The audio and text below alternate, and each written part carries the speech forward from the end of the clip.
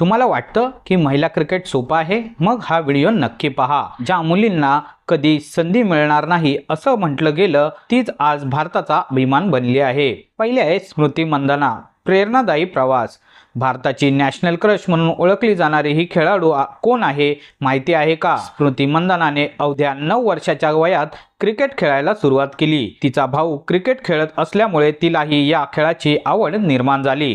आज ती भारतीय महिला क्रिकेट संघातील धडाकेबाज फलंदाजापैकी एक आहे। तिच्या मेहनतीमुळे लाखो मुलींना क्रिकेटमध्ये करिअर करण्याची प्रेरणा मिळत आहे। स्मृतीची कोणती इनिंग तुम्हाला सर्वात जास्त आवडली? दुसरे आहे हरमनप्रीत कौर।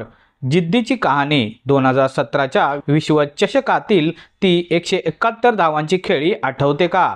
हरमनप्रीत कौरने अनेक अडचणींचा सामना करत भारतीय संघात स्थान मिळवलं। 2017 महिला विश्वचषकात ऑस्ट्रेलियाविरुद्ध केलेल्या 171 धावांच्या खेळीने तिने संपूर्ण जगाचं लक्ष वेधून घेतलं। तिची जिद्द आणि आत्मविश्वास प्रत्येकासाठी प्रेरणादायी आहे।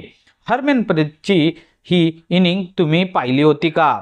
तिसरे आहे शेफाली वर्मा। कमी वयात मोठा विक्रम।